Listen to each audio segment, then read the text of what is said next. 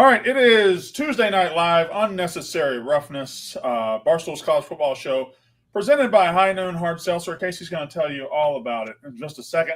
We got a college football playoff. Thursday night, we have Penn State, we have Notre Dame. Friday night, we have Ohio State, we have Texas. And for all of that, I'm sure you're going to want a nice cold beverage. What would that beverage be, Kayce Smith?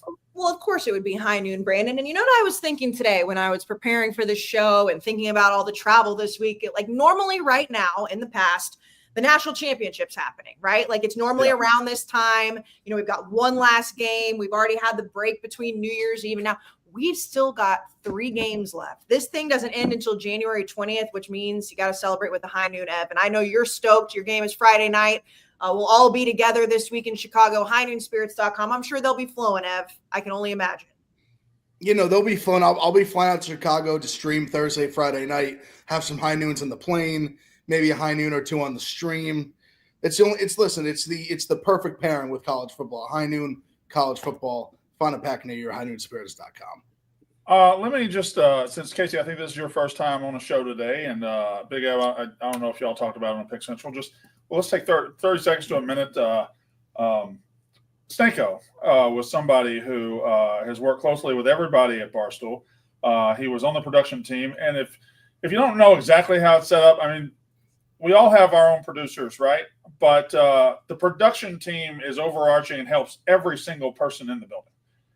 Whether they're on special streams but the production team, just their tentacles are everywhere. They're everywhere. Guys like Pete, Stefan, Tech Guy Andrew, and Jason, Steve. I want to make sure I mention all of them. But then Stanko was one of them for the last 4 years, and he lost his battle with cancer. We talked about it on the Yak earlier.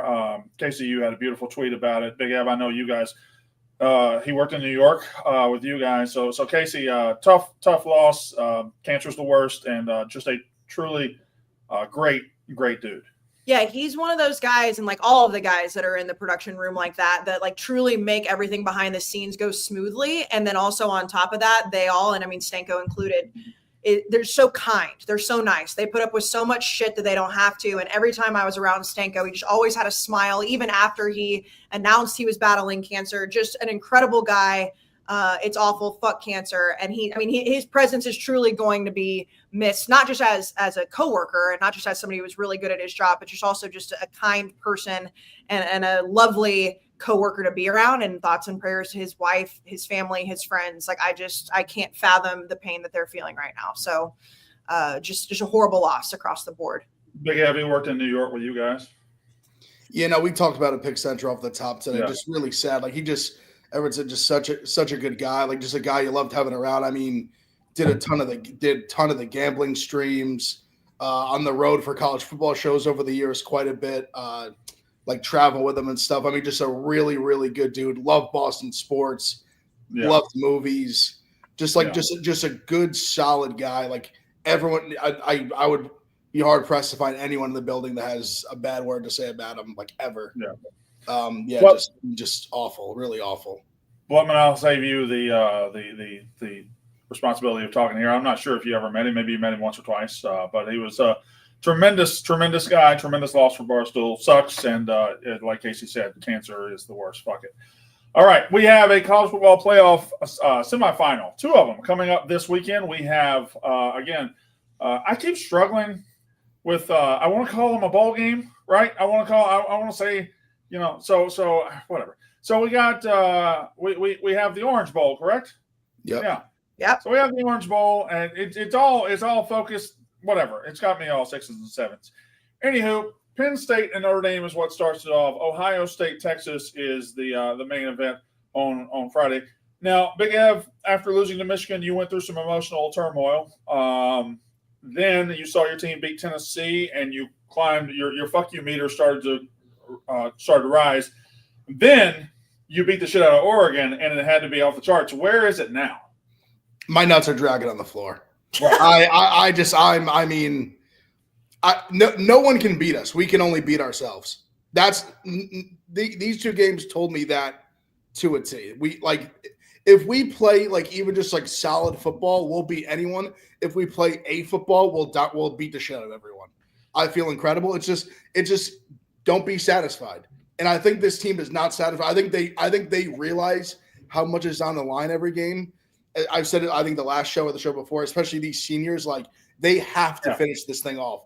Just getting to the Final Four isn't enough. Just getting to the national title is enough to like put a bow and leave like a positive impact on their tenure at Ohio State. Yeah. They have to win this national title. And they're just the best team. Like if they just play the way they can, like they're the best team by far.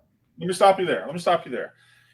I've been thinking about this game a lot. And to me, Texas has a little bit of Ohio State in them where I think they're super talented and they haven't really put it all together yet. Maybe this is the game they do it. But I want to ask about Ohio State and the fact that I thought about this. The last 2 games after losing to Michigan, they came into the playoff a little carefree. The pressure wasn't really as much as it used to be. It was like they had just spent 3 weeks learning how or hearing how terrible they were, how embarrassed they should be, how shitty they were, how they were laughing at soccer football. So they just came out against Tennessee, played football. They just came out against Oregon and played football. Now that they have put that on tape, now that they have showed, oh, by the way, we're Ohio State, we're the most talented team, this is how good we are. Is there any concern that pressure circles back around and comes and haunts Ryan Day again? Because when Ryan Day goes into a game with big pressure and big, ramifications, maybe that's when he gets tight. Maybe that's when they start running the ball on first and second down. Or is there any concerns with pressure? A little bit, just based on like you said it well, where they went from the I don't want to say underdog because obviously they were like touchdown favorites in the Tennessee game, but everyone's saying how shitty they are. Like all the this narrative that they're no good. Ryan Day, which I obviously was in the charge. Ryan Day needs to be fired. Hearing how bad they are, chip on their shoulder. Now 2 games in, they're being told you guys are amazing. This is like at their best. They're one of the best teams we've ever seen in college football. Blah blah blah. So I don't think they really let the noise get to him that much though. Like I mean Ryan Day I think has with the Michigan stuff like that. I will never disagree with. But I think outside of that, I don't think the team, they're not like a big social media team. Like they're not really I don't know. I think they'll be okay. I feel pretty good about where they're at. And I think it's crazy to say that we're getting close to a national title, but I don't think they'll ever have more pressure on them than they had in the Tennessee game. Yeah. That was, they lose that game. The way they talked it out is so different. Kayce, you're in the exact opposite situation as Big Ev, because Big Ev is on the precipice of possibly watching his team play for a national title. You're on the precipice of watching your arch rival play for a national title. A team who is very good and played okay against Clemson, played okay at times against Arizona State, but kind of just squeaked by. Where's your head at going into Texas, Ohio State? Well, and this time, tell us, but unmute yourself. So this time, let's start over. Yeah. So here's what I want you to do. I want you to answer the exact same question, just like you just did, but this time not be muted.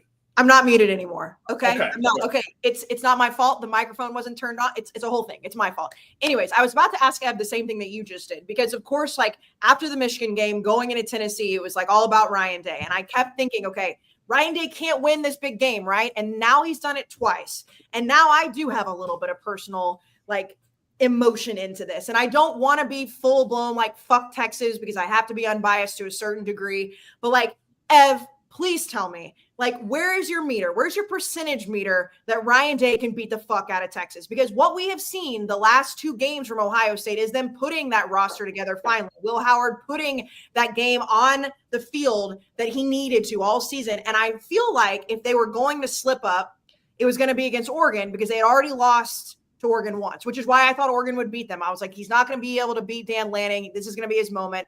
And now I'm sitting there holy shit, it's not going to be Texas and Sark, is it? It's not. It can't be. No, I feel very confident. I think Sark's a really good coach. It's the team will listen. This team will you'll always have that little thing in the back of your head that's if they start slow or could they do that thing they did? You know what I mean? But I really feel good about just where they're at. Will Howard's played so good. And you wonder if that little if the goofs come back, he's had 0 goofs in the playoffs. 2 games, 0 goofs. Excellent. I love how Blutman has just introduced a word into this. Yeah, podcast. No, it's perfect. Because for Will Howard, it perfectly encompasses Will Howard, because he's a damn good quarterback, but he does goof. He goofs from time to time, and he's been goofless so far. Needs to stay goofless. Goofless. It has become its own stat. Here, the thing about Texas, and again, this is where I do take the unbiased out of it, is I said Texas was going to play in the SEC championship preseason. I said they'd be in the playoff preseason. I didn't necessarily think that Quinn Ewers would be as unpredictable as he has been. Now, he's obviously put together the games that he's needed to. And every time I say that, people are like, well, there's still something missing. I'm a broken record. We've said it every time we talk about Texas, especially at the end of this season. There's still something missing. And from what we have seen from Ohio State in the playoff, which is all that matters now. It doesn't matter what happened over Thanksgiving weekend. It doesn't matter what happened in October. What we have seen in the playoff is that they have nothing missing if they can do this. My only concern is, does Ryan Day somehow revert backwards into running the ball, like you said, Brandon, on first and second down? Texas defense is really good. Their defensive front is really good. Can that offense score against Ohio State's defense without any Quinn Ewers goofs? I don't know. I'm taking Ohio State because I think they're playing fuck you football to a different level that I don't believe Texas or anybody else can hang with, not just because it's my arch rival. I think Ohio State is playing that level of football, and I hope and pray they can do it this weekend. Blutman, you correctly this year have been the voice of doom with Ryan Day and the way he coached this team and the way he was the main thing holding them back. Then we have seen a different animal here in the playoffs. What do you think we see Friday night? The poorly coached, held back version, or the wide open fuck you version? Yeah, you can't revert back. There's no world. I mean, I guess there is a world. I learned my lesson a few months ago with that. There is a world where that could happen. You could shrivel up, get scared, and it's back to coward boy stuff. But like I talked to you guys before a show, handshakes. Ryan Day should be sending Sharon Moore a thank you letter. Ohio State and Michigan fans should be shaking each other's hands after a season ends, and the Ohio State fans should be saying, hey, thank you, Michigan, for getting us right. You embarrassed us, but we got a national championship from it. Thank you so much. Like, let's get real here. Ohio State beats Michigan.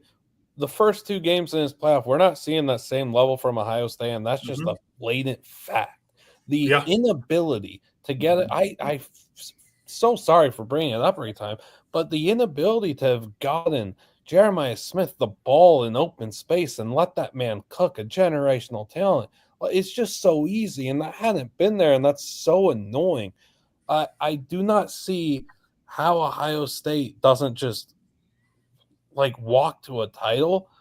Now, Texas, I do think matches up well, but Texas has a massive, massive flaw.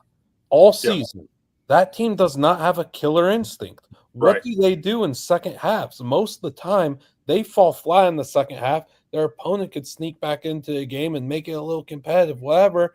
Well, what's going to happen when the tables are turned here in Ohio State, let's say, is up at half? Let's say they're up like 17-7 at half. What are we going to see from the Texas offense that is now pressed and pressured to go down, score points, and they've got to do it against the best defense in the country? That's a tough task. And that's the other thing, too. All the attention right now is on Ohio State's offense, rightfully so. And their defense is talking great. about the defense. The defense is up their game, too. They've upped their level. They're playing like they should. Caleb Downs, pound for pound, the best player in America. Like, this stuff is just so hard to beat. All it takes is for Ryan Day not to get in the way of it. If Ryan Day wants to smell his own farts, then smell his own farts, and it's over, Brandon. It's over. I think he learned his lesson. I do too. I think at this point, he'd lose letting it rip and throwing a million picks before he would lose just handing it off up the middle 40 times. I will say this about Texas. Kayce's right in that we haven't really seen many complete games. You had a moment where they were going to blow Arizona State off the field, and they just let them hang around. But if Ohio State's the most talented roster in this playoffs, and they are, I think Texas is second. I think Texas is the one team out there that's left that can really match Ohio State body for body, player for player, profile for profile. I think they can. I think they can quite. If Ohio State's here, I think Texas is here, and Penn State and Notre Dame are probably here as far as roster construction and how good they are. But we haven't seen the killer instinct like he said. We haven't seen the consistency like she said. But I think it's in there. And we hadn't seen it with Ohio State until Michigan fucked their whole world up and they came out like guns a-blazing against Tennessee. There's a world in Jerry world, by the way, in Texas, where Texas figures it out and plays the first complete game of the season, and they can compete and beat Ohio State. I don't personally see it. I don't know that it magic. If you're going to put that game together, I don't see how it happens against the best team you played. I like Ohio State 38-24, but if we're in a fourth quarter game and Texas lead by 7, I'm not going to be shocked at all. No, I do. And obviously, anytime we do college football math, like you can poke holes in any of it. But one of the things that Ohio State did, and obviously did it incredibly well, was the second time they had to play to the team that they had lost to, other than Michigan, when they lost to Oregon, like they completely revamped to everything and they beat the shit out of them. They embarrassed Dan Lanning. They embarrassed Oregon, who had not lost all year. Texas lost to Georgia twice. And I'm not saying that that's the only reason that I'm going to take Ohio State, but there is still something to me that when Texas stepped on the field with the best team they had seen all year and then did it again, they still struggled. They still were not able to beat that team. We didn't see that from Ohio State. Ohio State had a completely different game plan. Now, I do agree with you, Brandon. If they have that complete game and they put it together and there are no goofs and their defense can slow down that Ohio State offense, then maybe it's close. I just still – and every time I say it, people roll their eyes because they think it's a bias thing, but it's honest. Put some truth serum in yourself. Who has Texas beaten, and who have you really put out on the field that you think is anywhere near Ohio State? There's nobody. There's just nobody. They've not played anybody near as talented as Ohio State, and when they have, they've lost. You know, doing that. DraftKings, baby. DraftKings. Like I said off the top of the show, right now we're normally talking about the national championship, if not already mourning the college football season. No. We've still got 3 games left. Of course, the NFL wild card is this weekend. We've got tennis. We've got NBA. We've got all of it. Go to DraftKings right now. If you're a newbie and you're of legal age, use code RUFF. You bet just $5. You can just deposit $5. Bet $5 on anything. And as long as that bet wins, no matter what the odds are, $150 in bonus bets instantly. Again, use promo code RUFF. DraftKings, our official betting partner of Barstool Sports. Why not jump into the college football semifinals? The crown is yours. The crown is yours. All right, let's go to Penn State, Notre Dame. Unless anybody has something that has to be added about Ohio State, Texas right now. Raise your hand if you have something that hasn't been said. And if it isn't said, your life will. Okay, there we go. I knew. Blutman, what do you got? Well, yeah, because, I am very curious to see how the Texas secondary, which is an incredible unit, plays against Ohio State's passing attack. I am curious to see how Ohio State schemes things up. Jeremiah Smith dared Oregon to play them one-on-one. Oregon played them, 0-on-1? That was a pathetic display of defense. Yeah, that was a bad choice to not check him at all. Correct. Yeah. So I'm very curious to see how Ohio State attacks Texas and how Texas tries to take away Smith, but also has to worry about all those other weapons. Barron's a stud. Makuba, I think, has a long NFL career ahead of him. I think he should be like a top 20 pick this year. I can't wait to see that chess match. If Ohio State really leans on their timing passing game with all the crossers over the middle and to the sidelines, or if they try and make things simple and just get the ball in the playmaker's hands and let him cook, that's the matchup of the game, no? Yeah, no, I think that's the matchup of the game, and then of course the role the quarterbacks play in that as well. The role, the job that Will Howard is able to do and what is presented to him by Texas DBs. I think because the goofs. This is the goofball with both these quarterbacks a little bit, so it might be a goof matchup. I don't know. I truly love that it's just become a stat on this show. Like when you put a box score together. Yeah. When you were goofs versus Will Howard goofs. When you're looking at the college football scene in 3 years and there's a goofs per game analytic, just know. Yeah. Also, I will say this: I think big Travion Henderson game. Just want to put that out there. It could be with the way that Jeremiah Smith and the receivers have dominated so far in the playoff. It could be, when they go downfield for those opportunities, and Texas is so keyed up for that. Maybe it opens up wide, and we kind of forget. We're saying, I'm saying anyway. Oh my God! Look what Jeremiah Smith and those receivers did to Oregon. Travion Henderson had an 80-yard run. Yeah, like 66. He's had 2. He had a great game in the against Tennessee too. He had a phenomenal game. I think he's kind of the forgotten about game changer in the offense. And I was seeing some stuff that Hill, who's a good linebacker for Texas, is like just awful defending guys out of the backfield. And I think Henderson will be. I mean, he gets matched up one-on-one with Hill. It's a huge mismatch for Ohio State. I think they play a major role. I mean, Texas in the red zone, when teams try to run against them, it's not been good. It has not been good to try to run against Texas in the red zone. So we'll see. I think the other game, Notre Dame, Penn State, Thursday night, I think this is the most Spider-Man mean game we've seen in a very long time. I think it's just like this is, well, you're doing the Office thing. Oh, the Office. That's right. Spider-Man is them both pointing at each other. Yeah, because I believe Penn State and Notre Dame are pretty much the same team. There's small differences. I believe Penn State's going to win the game. I think Penn State's a better football team. I want to make sure I say the things I say about this game with respect. But Notre Dame beat Georgia 23-10. And what Notre Dame is able to do is don't turn the ball over, don't make mistakes, but get a couple of nice plays, a couple of big plays, and then lean on your elite defense to make that stand up. That's exactly what they did against Georgia. It was a two-play game for Notre Dame. They had a sack fumble that led to a 9-yard touchdown drive. They had a kick return for a touchdown. That's 14 points up. They win by 13. If those two plays don't happen, that game's a dogfight. They had 250 yards of total offense. If those two things – they did happen, so put that aside. What if they don't happen against Penn State? And I think Penn State's defensively a little better than Georgia. I think Penn State's veteran quarterback isn't going to make the mistakes that Georgia's backup quarterback made. And I think Penn State has a better run game, and Penn State has a much more explosive weapon in Tyler Warren. I like Penn State here. I'm not disrespecting Notre Dame. I think they're great. I just think Penn State's a little bit – and people are going to say, well, you're believing in James Franklin? You're believing in James Franklin? Well, when the choices are James Franklin or a guy who lost to Northern Illinois this year, like, it's not that crazy. It is not that crazy to believe in James Franklin. This narrative that he can't win a big game probably is bullshit anyway. Big F, go. What I'm about to say, I think, makes no sense, but also makes perfect sense if you understand college football. I think Penn State's a better football team. I would also rather play Penn State if I had the opportunity. That makes no sense, but I think it makes a lot of sense. I think makes perfect sense. Makes sense. Thank you. I think ball knowers understand. Ball knowers get what I just said.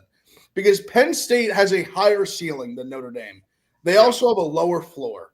And I think that's the biggest problem. We talk about goofs. Penn State can make Franklin can make goofs, maybe Aller makes a goof. They can make mistakes that could lose them this game. Notre Dame plays good, clean football. They don't turn the ball over. Leonard just does what he needs to do. They have an elite defense. That's the one thing they're true elite unit. Their defense is elite as it gets. Top 3 defense in the country, without question, in my opinion. So if they can keep it a low-scoring, ugly game and wait for Penn State to make that mistake like Georgia did. Georgia made that big mistake. They went 3 and out, giving the ball back when they never should have. They get a field goal. Then they fumble again. 10 points the last 50 seconds of the half. They return the kick. Game's over. Like, I think Penn State, if they just play like a clean game, they'll win. I think they're better. They're up, like you said, offense is better, more weapons, better quarterback, defense that's like pretty good and like I would say pretty close to Notre Dame's. It's just will they fuck it up? Because Penn State is a better team, but will they fuck it up? That's the question. It's interesting. I think the four best defenses in the country might be in these playoffs, or might be the teams left. I think you could argue that Ohio State, Texas, Penn State, Notre Dame are 4 of the 5 best defenses in the country. Maybe you throw Georgia in there. I don't know. But these two are very, very, very similarly matched teams. Kayce, I don't know which way you're leaning on this game at all. Well, it depends on if you ask my head or my heart, which is the story of my life, Brandon, because I kind of feel the same way that Ev does. And you mentioned like Penn State is just a little bit better in most of the areas they match up with Notre Dame. The biggest thing for me is like Riley Leonard hasn't had to throw downfield, and I don't know if he necessarily can. I'm not really sure he can do that. I know he can in some world, but against this defense, but we know that Drew Aller can. We know that they do have that explosive weapon that if they have to throw the ball, they're going to be able to do it. And I think so that's my brain is saying, okay, Penn State, I think, is more talented on offense. Drew Aller is probably more talented than Riley Leonard. Their defense matches up pretty well. My heart is saying that when you watch this Notre Dame team play, and if they even get a little bit of a lead, they do not lose control of it. They do not have the goofs. They do not have the slip-ups. Marcus Freeman just simply can out-coach in those situations. Now, we haven't seen them have to play from behind very often this season. And obviously, Northern Illinois is, an anomaly. We can throw that out. Like I said, the playoffs, all that matters. My heart is leaning towards Notre Dame because I think that they can just control it enough and not make the mistakes. And I know you said that you're not sure about James Franklin. James Franklin can't win a big game. We haven't seen him do it. We have not seen him do it. Now, Marcus Freeman, I know. And I'm a James Franklin hater. I am. I'm saying that. Marcus Freeman has lost games, obviously lost to Marshall a few years ago, lost to Northern Illinois. We've not seen Marcus Freeman in this scenario quite yet. We've not seen James Franklin in the playoff, but when we have seen him have to get to the playoff, he couldn't do it until the game or the playoffs were expanded to 12. That's my thing. Now, again, I will raise my hand and say my heart usually isn't correct on a lot of these things, but my heart's taking Notre Dame here. That's fine. I'm fine with all that. You said a sentence I thought was interesting. You said James Franklin can't win the big game. I think hasn't won the big game and can't win the big game are two totally different things. Fair. But we keep saying that. But if we're really holding it against this guy, look at his big games over the last 3 years. They've been Michigan and Ohio State, two of the best teams in the country over that time period. If his sin is being just a little worse than Michigan and Ohio State the last 3 years, I don't really begrudge him very much in that. And I don't think you've broken through until you break through. And there's no law that says he can't break through right here, right now. I do agree with that. But there's also an element of like when you watch those games that he has coached himself out of a lot of those situations. Like it's not just like Ohio State and Michigan. Now they have been in certain scenarios, but it's not like they've just been like so much fucking better talent-wise and they just blow the doors off and we're like, all right, Penn State's just not as good as them. James Franklin coaches sometimes, right? You're like, what are you doing? I mean, we saw it happen even though they absolutely destroyed in round one. Obviously, they're doing fine, but there were still moments where you're like, James Franklin's keeping them in this game. There are coaching decisions that have been made throughout that. Now, of course, when you break through, everybody like, see, he finally was able to do it. I just don't know if it's against this Notre Dame team that, especially, like I said, even if they get a tiny bit of a lead, we have not seen them relent that because they haven't had to. Because Riley Leonard, I mean, what do you have, like 90 total passing yards? The last game, he doesn't have to do anything crazy. And Notre Dame just is not a like break when you're broken team. They just play football and it's 4 quarters of fuck you football. But he didn't have to do it last game against Georgia because they had the kick return touchdown. They had the 9-yard drive. What if there's a situation where he has to this time? I don't know if he can do it. Blutman, I know to start the playoff, you had the national title game being Notre Dame and Tennessee. Okay. I knew it was a T. You had Notre Dame getting to the championship and I think winning the national championship. Is that correct? Yeah. I still think they do get to the national championship and lose to Ohio State is what it is. Everyone, admittedly myself as well, had wrote off Notre Dame after the NIU loss. Mountain West, Northern Illinois, gross. I hate that. Yeah. Nonetheless, ever since that loss, team checked in and they produced really high quality, mistake-free football the rest of the season. Everyone wanted to point to them and be like, you guys ain't playing nobody, blah, blah. There's so many teams in this country that do not play. Like, I don't think I understand the whole don't play anybody thing and whatever, but there's a difference between not playing anybody and scraping by and not playing anybody and just taking care of business. And every team in this country, there's not that many great teams in this sport. Can we just recognize that? Like, not every team is playing this immaculate and brutal schedule. So who cares about that? What Notre Dame has done since that loss, like you guys said, it's their identity. It's just straight up their identity. If they get a lead, I think, Ev, you might have said this like a month or two ago. They're like the final evolution of an academy, but they're not running the option. Yes. It's those 4, 5, 6 yard carries, and they're bleeding the clock over and over again. They've got, I said it the other week, they got 6 legs in the backfield that you've got to worry about at all times. Price, Love, who's hopefully healthy, and Leonard. The passing game's not there, but the passing game has not needed to be there at all. And when they have needed a big pass, that play has been made. Look what he was able to do connecting with Fies on the lacrosse kid. Like, when they've needed a big passing play on a big passing down, they'll still get it. It's just not what they are heavily relying on. Yeah, Riley doesn't have like this lethal arm or anything. He still completes most of his passes, and albeit they're short. But who cares? That team does not care. They're completely content with it. All they need to do is run the ball, successfully go out there and get a lead, get a stop with a top 3 defense in the country, a fantastic unit that is down 2 of their best players, and they're still that good. Yeah. Stop, and then you're up 7-0, 10-0, and now you're bleeding more clock going into the half. Like that, to play this team when they have a lead and you've got to press, and there's so much pressure on you now. What's Kotelnicki going to do offensively? What you're saying is not ironclad, though. What you're saying is technically right to this point in the season. All right, when you say that Riley Leonard hasn't had to, and he's not going to have to. Well, what if he has to? Yeah, if he has to, then I think they lose. What if Penn State puts him in a situation where he has to? Yeah, where, if they're where down the 10-0, they lose. Working. Yeah, I mean, like if Penn State jumps out in this game 14-3 after one quarter, I don't know how Notre Dame's coming back. Correct. If you put them in a situation where they got to throw.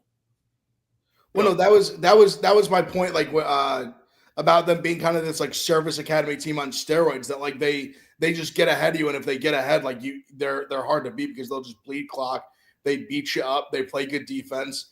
Like that's what I would say. Penn State. It's crucial for Penn State to get out early. They have to play well early. Like they can't get in the hole. If they get in the hole and they're playing catch up ball with this defense, pinning their ears back. That secondary, they're gonna, when Aller has to take chances, they're gonna be in trouble. They have to strike early. They've done it in both playoff games against inferior teams. They have to do it against Notre Dame. They have to play well. Like those first like 2 drives, they got to put points on the board. They have to. Yeah. And they are a notorious slow starting team. Yeah, they are, and Notre Dame like controls it. But another thing too is we don't know exactly how injured Jeremiah Love is. Like I know he's been practicing, and I understand that they're not going to tell us anything before the game on Thursday. But like he did aggravate that knee, in the Sugar Bowl, and so like that to me, there is an element of that because like Brandon, like you said, Drew, they haven't had to do that. Riley Leonard hasn't had to do that. If Jeremiah Love can't go full speed, and I know they have other guys, but like that is a part of this that we haven't had to see them really truly lean on anything else because their run game is so good. So there is that element too. Kayce, we have some great business partners out there. We got Rocket Money, and Brandon, I know you've got multiple children. I've got the one December Rocket Money. It was like, hey man, this is relax. Hey, chill out, fam, chill out. And if obviously it's not just for anybody with kids, it's anybody. Like December can bleed the wallet a little bit, but January Rocket Money comes back. It's like, hey, it's a new year. And by the way, a lot of unwanted subscriptions that you probably had in 2024, you don't want in 2025. Rocket Money is awesome. I've said this a million times. I used Rocket Money long before it became a partner of Unnecessary Roughness. It was True Blue back in the day. Now it's Rocket Money. It can cancel your unwanted subscriptions for you. You don't have to call anybody. You don't have to go online. You just go on and you can track every single thing that you have paid for and subscribe, or you probably don't even remember. All you have to do is go to rocketmoney.com/rough.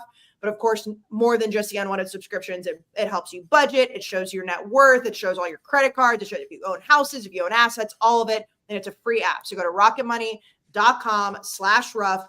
Cancel your unwanted subscriptions. Save some money in 2025. Okay. It's a new year. Rocket Money can help you. All right.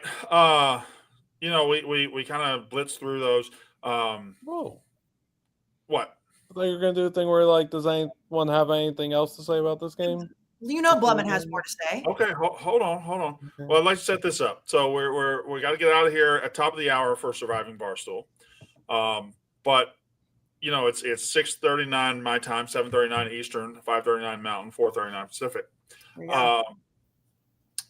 So at 45, I'm going to open it up and chat. You get to ask your questions. I'll just let you for 15 minutes. We'll answer your questions. So get your questions ready. We'll do it at 45 after the hour. We'll do that in a minute. But before I go any further, is there anybody that has anything else to add about Penn State Notre Dame? Blutman. Yes, I do. Penn State's gang tackling against Boise State was as perfect as it could have possibly been. I'm very interested to see if they deploy that same tactic to stop Notre Dame's rushing attack. I am very that is so interesting to me because Ashton Genty gets a carry and is instantly clogged up by like 3-4 Penn State defenders, just seeing his every move. And what happens? What happens on Thursday? Does this call for more Riley Leonard rushing, just straight up off rip to try and get that? I don't know. I just want to bring that up. I think look out for the gang tackling from Penn State if they succeed at the same level. Well, I just gotta say something, and real quick. Sorry, Kayce, I just gotta bring this up because I'm really the only guy here that'll do this, and I want to apologize. I'm really the only true ball knower here as far as this goes. But if you weren't watching Monday night, Cam Miller ran for 2 touchdowns, threw for 2 more, in his 54th consecutive start as North Dakota State's quarterback. And the Bison won their record 10th FCS champion. Who said that? I'm talking right now. As the North Dakota State Bison won their 10th FCS championship, beating previously undefeated Montana State 35-32 Monday night. This is just off the top of my head. North Dakota State, who went 14-2, made the trip from Fargo to Frisco for the 11th time in 14 seasons. Its previous title there was 3 years ago, in a game that also had Miller and Montana State's Tommy Mellott as the starting quarterbacks. Anyway, Miller had 19 of 22 completions for 199 yards, ran 18 times for 121 yards to win his 45th game out of 56 starts in the second national title. So, shout out to North Dakota State. Of course, touchdown Tommy Mellott had a 44-yard touchdown run that got the Bobcats to within 28-25 early in the fourth such an quarter. asshole. Yeah, you're the worst guy we've got. You are. I'm watching Blackman get sadder and sadder. Every millisecond you talk. You guys won't do it, so I'm going to do it. Touchdown Tommy Mellott, of course, won the Walter Payton Award this season as the top offensive player in FCS, and a close vote over Miller. Mellott ran for 135 yards on 14 carries, was 13 of 24 passing for 195 yards and 2 touchdowns. He threw a 19-yarder to Taco Dowler, who you've never heard that name on the show before, with 109 left before an unsuccessful onside kick attempt. So I brought up Taco before. Congratulations to North Dakota State for their 10th FCS title. I apologize that we haven't given you the attention you deserve. So, any thoughts on the FCS championship game? Any thoughts on the FCS championship game, Big Ev or Kayce? I say North Dakota State. They did send me a care package earlier this year. God bless them. That's championship football. That's what you do. You send Big Ev a care package, you win a national title. Sure. I hope I have my 2021 national title hat. I hope they send me 2024 one. I'll wear it with pride.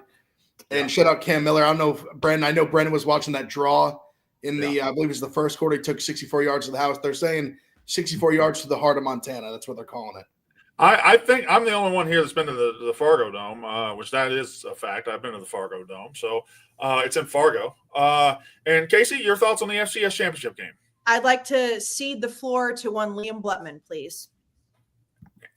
And unfortunately, we're out of time on that segment. So, Blutman, you have 36 seconds. FCS championship game. Go. I was at the Fargo Dome. I just think I go inside. I went with Connor. You're welcome. North Dakota State helped get you a national championship. I go there for once, and they win national championship. Cool. Cam Miller, the heart of Salone, Iowa, sneaky NFL guy. Kid's legit. Montana State malpractice, not having a single man in the box on the touchdown run. Unbelievable there. Touchdown Tommy balled out. Big FCS ball knower guy. Brandon Danian mentioned Bryce Lance. What a buffoon. Bryce Lance, the best player on that field. Bryce Lance is 100. I take him 100 times out of 100 over Christian Watson as a prospect. I cannot believe that there is not more hype surrounding Bryce Lance. The FCS rocks. Going to a Monday Night National Championship is perfect. I hope you all watched it. Montana State not having a punt returner at the end, bad. Brandon. Yes. I have a question that I'm going to do into a segment before we get to the chat, okay? So follow me here. As we have said, saving money is great.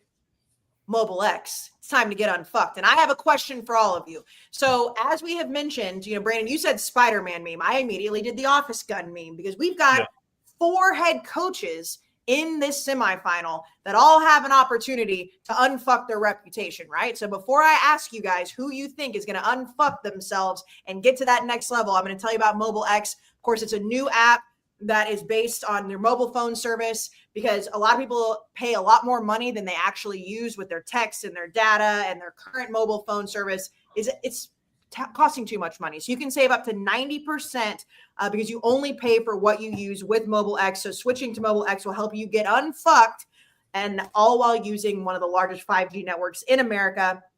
So, of course, we've been doing this throughout the season. It's time to get unfucked. We've done a player, we've done a team, we've done a coach. But again, the office meme, here we are. We mentioned this on the last episode. You've got Steve Sarkisian. You've got Marcus Freeman. You have Ryan Day. And then obviously you have James Franklin. Now, all different degrees of reputation saving guys. But Brandon, I'll start with you. Who's getting unfucked the most? I'll keep it quick. So move on through it. But to me, it's Ryan Day. I think Ryan Day is winning the national title, and that's fixing his reputation in a matter of like 6 weeks since he lost to Michigan. Big F. Oh, I mean, yeah, no, Ryan Day. I mean, Ryan Day hoisting a national championship trophy on that podium will be one of the great comebacks that a human being maybe will have ever made in like a 2-month span if he pulls it off. To where he was at, and I even people they roast me out of Pick Center today. Everything I said about Ryan Day in that moment, I stand on that. If I could go back, I would still say the same things. Them losing the game the way they did, but I was reserved the right for material change at what's happened the last 2 weeks and give him his credit, give him his respect that he got this team off the mat. And the other one I'll say is how mad would I don't think it's going to happen, but how mad would the college football world be if James Franklin won a national title? Yeah. After the shit that's been spewed about him. Yeah, that would be the biggest, I think, redemption. I don't think he's going to win it. That's why I didn't say him.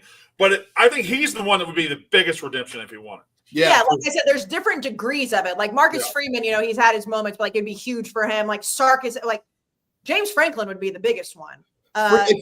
Freeman, he's only been a head coach for a few years. Like it's not.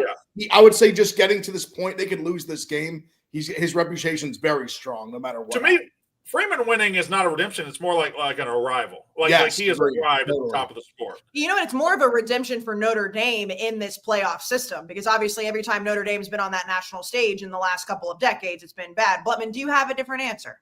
Yeah, Lou Holtz has a chance to get back at Ryan Day. Yeah, he does. He does. He very much does. He's right. All right, so that's the. Check out mymobilex.com or download the Mobile X app from the App Store or Google Play. Get unfucked. All right, chat. I'm coming to you. Here we go. The questions are now for you. Kit Fisto says, Blutman, how excited should I be for Robbie Ashford as QB1? I'll go ahead and answer for him. Not very excited at all. Blutman, thoughts? That's a great answer, Brandon. Yeah. If Robbie Ashford's QB1 next year, and I'm just going to go ahead and tell you, I know that there's been some transfer portal news and all stuff, and I saw that Robbie Ashford transferred somewhere, and I can't tell you right now off the top of my head where it was, but it's not a good idea. Blutman, where is it? It was Wake Forest with Dickert, yeah. How many years left of eligibility does this guy have? Because I feel like he's got 3 schools left, man. This guy, we've been talking about him for far too long. He's just getting started. Jaden Rashada, though, he get more? He's going to get more than Ashford, right? Or do we just count him already being at like 9th or 10th allegiance? The transfer portal is ultimately good, and I like player freedom, player movement. But then you got a guy like Jaden Rashada who's never going to give himself a chance to get settled, never going to give him a chance to compete, never going to give himself a chance to have a system. It's just always going to be a transfer zombie, and it's sad. He's already going to be on his 3rd school in a year. It sucks. But anyway, whatever. Do you feel like Jacob Reinhardt? Do you feel like Texas will go more dual action this game? I mean, they're pretty balanced anyway, right? They definitely try to run the ball and they try to throw the ball. So how much more dual? Do you mean like use Ewers' legs? Because I would say no if that's what the question is. Or does he mean use Arch too? I don't know. Like dual quarterback situation or? Does Iowa finally have a quarterback in the South Dakota State kid? So Gronowski, is that correct? Went to Iowa. You're the FCS guy, right? Oh, Brandon, you I believe it's Gronkowski or Gronowski. Mark Gronowski. Yeah. Naperville, Illinois. Stand up. I know I phrased it as a question, but obviously everything I said was correct. Yeah, but so you tell him I'm saying. Oh, well, okay. South Dakota State's Rob Gronowski, not Rob, whatever his name is, Gronowski is going to Iowa. He said Gronk, and then I want to call him Rob. Whatever. That was very good. Mark Gronowski rocks. Blutman, how excited should I be that Preston Stone is the Northwestern quarterback? Not Blutman again, but I'm just going to say not very. Continue, Blevin. What do you mean? I love Preston Stone. No, you don't. I love Preston Stone. What are you talking about? What do you mean? Why? No, I don't. Why When do you love him? When have you expressed this love for Preston Stone? I don't know. Go watch the interview I did with him before last season. I'm a No. Preston Stone guy through and through. He did dirty at SMU for mediocre Kevin Jennings is what it is. I think Preston Stone's Northwestern's just an odd spot to be in as a Preston Stone guy. Like, I don't get excited about that, but I'm happy and hopeful that he could carve. And getting Griffin Wilde too, that's a lethal 1-2 connection. Want to talk about another jackrabbit going to the FBS, Griffin Wilde. Yeah. Big Ev, somebody, I didn't see who it was, he asked the question, Big Ev, what are the bets for the semifinals been riding you and winning all playoff? Obviously, I've been in Ohio State both games. I like Penn State. Especially getting 2.5. I think it's a super close game. I'm going to take Penn State. Probably take the under in the Penn State game too. Yeah. Maybe the over in Ohio State. No, I'll say I'm locked into Ohio State against the spread and Penn State against the spread though for sure. Rat says who has the better situation on their new team? Bo Perbula at Missouri, I believe, or Miller Moss at Louisville. Louisville, thank you very much. I would seem to me, I would go Perbula. No, I think it's Miller Moss. I think Louisville is just a more how do you say? I think it's a more comfortable spot to be in. I think that their offense is more consistent, and I'm not a Kirby Moore guy. So this comes down to being anti-Kirby Moore and knowing that Louisville year after year is going to carve in the passing attack, and your quarterback's going to put up numbies. Can I brag on somebody real quick? I've never seen anything like it, and I'm gonna put her business out in the streets.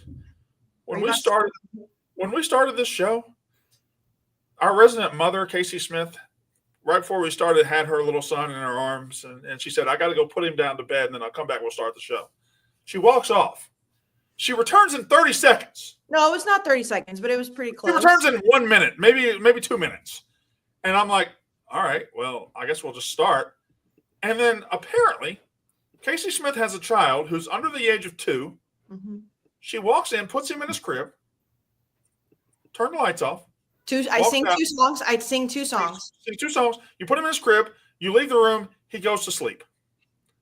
And you just texted me a picture of him and said, this is an elite baby. And I must say, with 4 kids, I am stunned at how efficient and wonderful a mother you seem to be, because that's the most impressive thing I've ever seen in my life. I'm going to start crying. I've never seen anything like it. I got 4 kids. I used to have to put mine in the car and drive around. No, I'm actually about to start crying. Thank you. All right. When you cry, Nick Baker says, is Al Golden the best DC in college football? I'm going to say also no, but thoughts, Big Ev.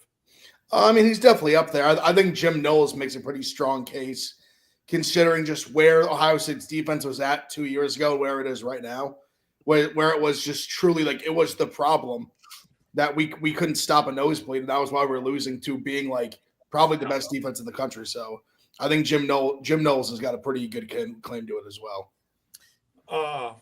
Kayce, do we still have an ad? Oh, we have multiple. So speaking of, and Brandon, I very much appreciate that. And if I showed my son's face, I'd show the monitor, because now he's got both hands straight up like this, just chilling asleep. It's hard these days sometimes. It's pretty hard when I'm trying to get my protein, and I've tried a lot of protein over the years, Brandon. I really have. They don't taste very good, but and I know, because you're an Orgain guy too. Sometimes when I'm in Chicago, I just come steal your Orgain from your office. Yeah. I'm like, or from your studio. I don't even care if you say yes or no. I'm taking that Orgain. It has 30 grams. I got a new box today. Oh, the chocolate is so good. It tastes like a chocolate shake. 30 grams of complete protein. It's protein-packed, real nutrition. They don't chock it full of a lot of stuff. And if you don't pay attention to your protein, and again, we talk about 2025 and your new goals and all that, getting more protein is so important, and Orgain can just absolutely handle it all for you. You don't have to worry about all the extra additives that a lot of those places have. It's ultra-filtered protein with 9 essential amino acids. Even if you're not a big workout person, this is the stuff you need to get. So get 30% off your order. Head to Orgain.com rough30 and use rough30. So Oregon.com/rough30. Use promo code rough30. There's quick fixes when it comes to your health, but if you want more protein, give Oregon 30-gram protein shakes a try. They're delicious. Delicious, delicious, delicious.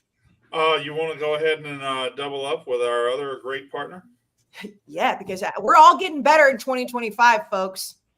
And this podcast is sponsored by BetterHelp. We're therapizing. That's not a word, but we're doing it. BetterHelp's been a sponsor of ours for a very long time. It's okay to not be okay. As I've mentioned before, we've talked about it. You don't have to be dealing with mental health issues. You can just need somebody to talk to every single day. BetterHelp is the best way to do therapy in 2025. You can text, you can call, you can FaceTime, you can do any of it. You never have to sit in an office. If for some reason you don't like your therapist, after you do a questionnaire and they match you, they will match you with somebody else completely for free. Mental health, it's all about the brain right now. It's all about the brain. Visit betterhelp.com/Smith. You get 10% off your first month. That's BetterHelp, HELP.com/Smith. They can help you write a new chapter. It's 2025. There's a lot of shit going on in people's lives. So if you are battling mental health, they have certified therapists. They also have just people that you can sit. I mean, everybody's certified. Just depends on what you need to talk to them for. BetterHelp, you got it. BetterHelp.com/Smith. What is happening? Nothing. We should go around and do the scores again. I don't think I know we did it last time. I don't know if anybody got. All right, Ohio State, Texas, Big Av, score prediction. Ohio State 34, Texas 21. All right, Blutman, Ohio State, Texas. Tentative to change based off when I tweeted out for final, but right now I'm thinking Ohio State 34-20. So the exact same score? Yeah. Less. All right. I gave Texas a little more respect. But it's tentative to change. Ohio State 45, Texas 21. Tommy just went to the store and bought popsicles. He's trying to give me a popsicle. I don't need a popsicle right now. I'll take a popsicle.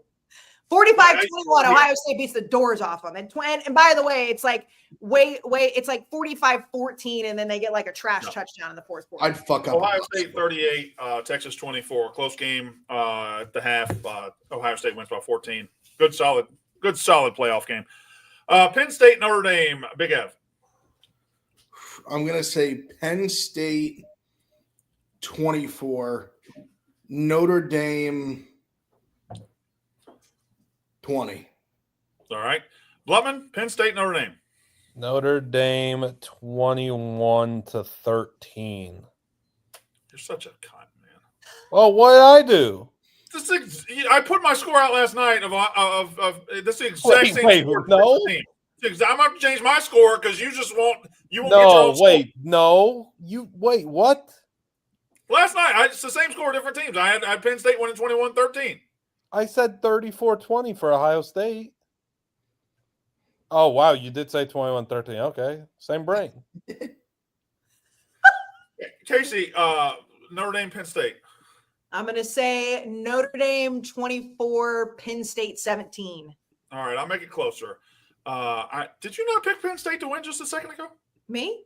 Yeah, you did. I said my head picked Penn State, my heart picked Notre Dame, and I'm going with my heart. I'm going to lower mine then because I do think it's going to be low scoring. I'll go Penn State 16, Notre Dame 13. How about that? Okay. Good close game. I originally had 21-13, so when it turns out 21-13, just know that I was bullied off of it by somebody who won't get their own score. He already tried to do it to Big F, but the other guy, get your own scores. I will say that, maybe having the exact same scores unknowingly is a good omen. Like maybe you should double down. You know what? You're right. I'm going score for score with you. You got Notre Dame 21-13. I got Penn State 21-13. Okay, how about three that? things. Mine is tentative to change. 2, you could take the same score, different teams win. That ain't really the same score at the end of the day, different result. 3, mine were pretty good last week. My 4-score predictions, pretty good. Minus thinking Oregon was going to score 33, but apologies. I think I might have I might have called 3 of the scores exactly perfect. Oh, yeah? Yeah. Let's do this.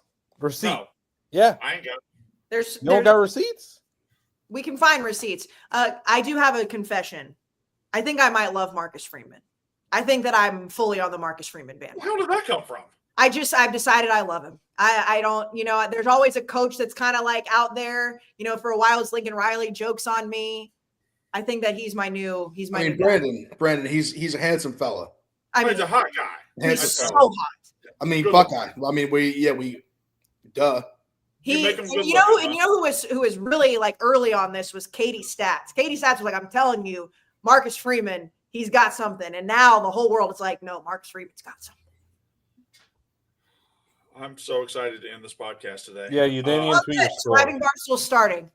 All right, go watch Surviving Barstool. Thanks for watching. We'll be live after Penn State and Notre Dame Thursday night. We will see you then. That's Unnecessary Roughness.